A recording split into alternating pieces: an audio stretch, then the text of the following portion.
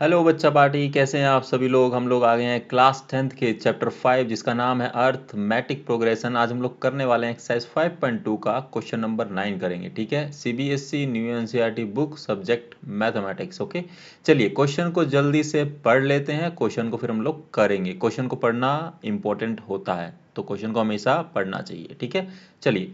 If the third and ninth term of an AP are 4 and minus eight respectively. सो सबसे पहले तो हमको बच्चों दिया गया वो लिख लेते हैं। सो ए थ्री हमको दिया है कितना, 4 दिया है, और A9 जो है वो हमको दिया है -8 दिया है। ठीक है, विच term of the AP is 0। हमको बताना है कि कौन सी टर्म AP की 0 होगी। ठीक है, अब ये क्वेश्चन जो हमने लास्ट 7th और 8th किया है थोड़ा थोड़ा उसके जैसा ही है, बट थोड़ा सा अलग तरीके से। यहाँ हमसे पूछ ले कौन सी टर्म होगी बताओ जो 0 होगी। ठीक है, तो ये भी थोड़ा सा अच्छा क्वेश्चन है, समझने वाला क्वेश्चन है, तो ध्यान से देखना। ठीक है, पहले तो ये बताओ कि कितने बच्चे ऐसे जिन्होंने क्वेश्चन जो 10th में पढ़ रहे हैं, अभी अभी 10th में आए हैं 9th पास करके। अगर किसी स्कूल में ये चैप्टर चल रहा है तो किसी ने ये क्वेश्चन ट्राई किया है खुद से? अगर नहीं किया है तो मेरे साथ साथ जो वीडियो देख रहे हैं उन्होंने ट्राई किया होगा, तो वो भी बता सकते हैं कमेंट सेक्शन में। ठीक है, हम इस क्वेश्चन को सोल्व करेंगे और सोल्व करने के बाद हम लोग उसका प्रूफ भी चेक करेंगे। ठीक है, जनरली लोग क्वेश्चंस को करा देते हैं, प्रूफ चेक नहीं करते, हम प्रूफ भी चेक कर लेंगे। ठीक है, चलिए।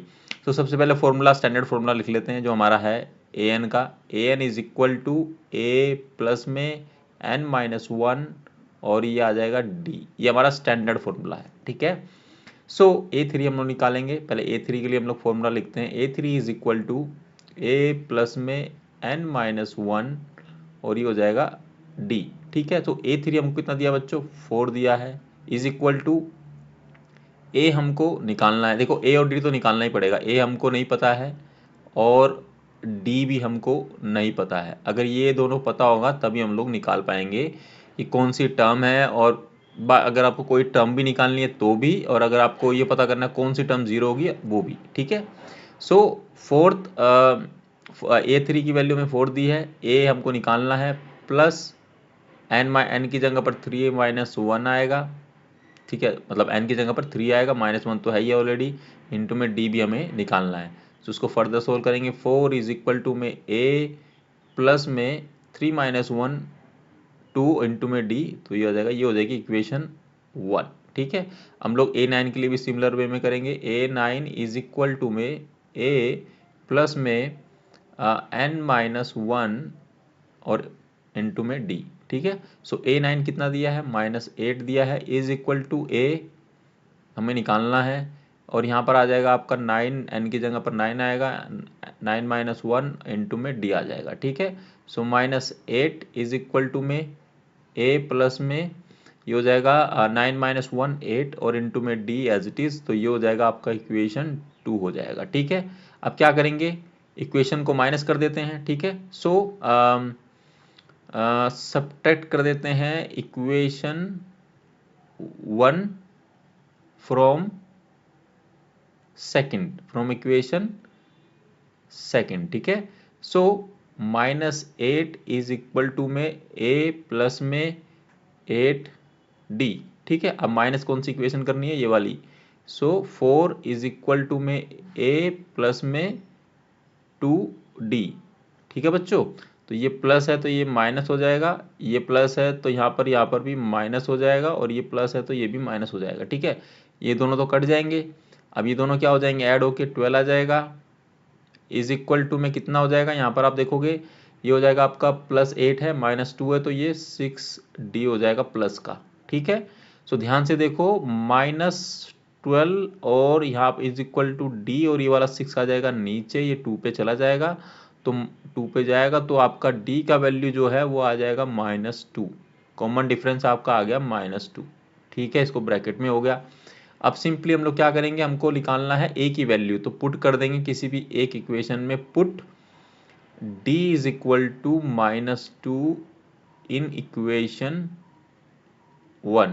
ठीक है, अब आप बोलोगे सर पहली इक्वेशन में क्यों करते हो, चलो यार दूसरी में कर देते हैं इस बार। ठीक है, लो दूसरी में कर देते हैं, ताकि आपको ये क्लियर रहे कि हाँ किसी में भी डालोगे तो a की वैल्यू जो आपको आनी चाहिए वही आएगी। आप करके भी देख सकते हो, अपनी तसल्ली के लिए, इससे आपकी ही प्रैक्टिस होगी, ठीक है, आपके डाउट्स क्लियर होंगे, ठीक है। सो 2 में करते हैं तो -8 इज इक्वल टू में a प्लस में 8 और इंटू में -2 हो जाएगा, ठीक है बच्चों, क्लियर है। सो ये हो गया माइनस का 8 आ गया इज इक्वल टू में ये कितना हो गया आपका ए प्लस में इसको मल्टीप्लाई करें तो माइनस का 16 हो गया, 8 दूनी 16, ये माइनस का साइन है तो माइनस रहेगा, इधर आके प्लस हो जाएगा तो -8 और ये हो जाएगा प्लस का 16 इज इक्वल टू ए, इधर माइनस का तो उधर प्लस का हो जाएगा, तो ये प्लस का 16 है माइनस का 8 है, तो साइन हमेशा प्लस का रहता है, तो क्या आएगा 8 आपका ये आ जाएगा ए, तो फर्स्ट वैल्यू आपकी आ गई, यानी फर्स्ट टर्म आपकी आ गई 8, तो आपके पास ए भी आ गया है और डी भी आ गया है। अब आपको पता करना है कि कौन सी term, which term of this AP is zero, हमको जीरो टर्म बतानी है। तो सबसे पहले हम लोग कर लेते हैं लेट, कर लेते हैं लेट ए एन, ठीक है, हमको नहीं पता कि कौन सी टर्म है, ठीक है, A N equal to zero हम लोग मान लेते हैं, ठीक है। अब हम लोग क्या करेंगे, इसका फॉर्मूला पुटअप कर देते हैं, ए प्लस में सो एन माइनस 1 डी, देखिए ए एन तो होती है लास्ट टर्म बेसिकली, ठीक है, लेकिन हमने ए एन मान लिया, कौन सा हमको नहीं पता कौन सी टर्म, उसको जीरो मान लिया, तो अगर हम लोग जीरो मानेंगे हमको यहाँ से एन की वैल्यू पता लग जाएगी, टर्म निकालनी है ना कौन सी टर्म है, ठीक है। सो ए जो है आपका वो क्या निकाला आपने 8 है, प्लस में एन की जगह क्या आएगा, एन तो आपको निकालना है तो एन माइनस 1 और डी की जगह क्या आएगा माइनस का 2 आ जाएगा बच्चों, ठीक है बच्चों, ये है ना।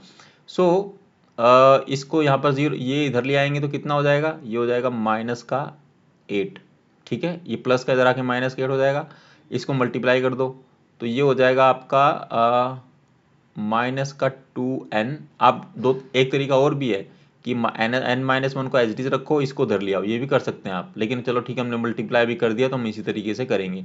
एक चीज़ को करने के कई तरीके होते हैं, तभी मैंने अपनी एक शॉर्ट में बताया था कि क्वेश्चन फॉर्मूला से सोल्व नहीं होता है, लॉजिक से भी क्वेश्चन सोल्व होता है, तो बच्चे वही स्टक करते हैं एग्जाम में जो लॉजिक का इस्तेमाल नहीं करते। फॉर्मूला तो भूल सकते हो लेकिन लॉजिक नहीं भूल सकते, ठीक है। मैथमेटिक्स एक ऐसी चीज़ है, मज़ा आता है करने में, ठीक है, इसलिए मैथमेटिक्स मेरा फेवरेट सब्जेक्ट है। आपका कौन सा है तो आप भी कमेंट सेक्शन में बताइए, ठीक है। सो -2n और इन दोनों करेंगे तो ये आ जाएगा प्लस का कितना हो जाएगा, ये हो जाएगा आपका प्लस का 2 हो जाएगा, ठीक है बच्चों। चलिए सो ये प्लस का 2 इधर आके हो जाएगा माइनस का 2 हो जाएगा इज इक्वल टू माइनस का 2n आ जाएगा, ठीक है। सो इन दोनों को करेंगे तो माइनस का 10 और ये हो जाएगा माइनस का 2n, तो ये माइनस माइनस कट जाएगा 10/2, अब 10/2 कैसे आया, जो 2 है इधर आ जाएगा डिवाइड में, इज इक्वल टू n, कटेगा तो 5 आएगा, ठीक है, तो n की वैल्यू 5। सो जो फिफ्थ टर्म है ना बच्चों वो आपकी जीरो होगी। अब आप कहोगे सर कैसे है, तो उसको प्रूफ कर लेते हैं, सिंपल है ना। क्या करना है आपको, आप करिए कि A5 निकाल के देख लेते हैं, ठीक है, A5 निकाल के देख लेते हैं, पता चल जाएगा अगर वो जीरो आता है A5 की टर्म तो समझ जाएंगे कि प्रूफ हमारा सही है, मतलब हमने जो निकाला है n = 5 वो सही है। ये हम लोग अपने लिए कर रहे हैं, अदरवाइज यहाँ तक ये क्वेश्चन समाप्त हो चुका है। फिफ्थ टर्म जो होगी इस AP की वो जीरो होगी, हम प्रूफ के लिए चेक के लिए कि सही है कि नहीं है, आपको दिखाने के लिए जस्ट मैं A5 निकाल के आपको दिखा रहा हूँ, ठीक है। सो A5 = A प्लस में n-1 और ये आ जाएगा D आ गया आपका, ठीक है। सो यहाँ पर क्या है, A की वैल्यू कितनी है बच्चों ने निकाली थी 8 है, प्लस n की जगह 5 आएगा, -1 आएगा और D की जगह कितना आएगा -2 आ जाएगा, ठीक है। तो ये कर लेते हैं, यहाँ पर 8 आ गया, प्लस में 4 इंटू में आ जाएगा आपका 2 आ जाएगा, ठीक है।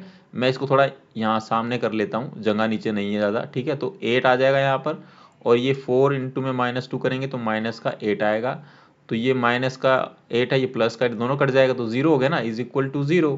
तो A5 कितना आ गया बच्चों, A5 आ गया आपका जीरो, यही था, तो ये प्रूफ भी होगा यहाँ पर, ठीक है।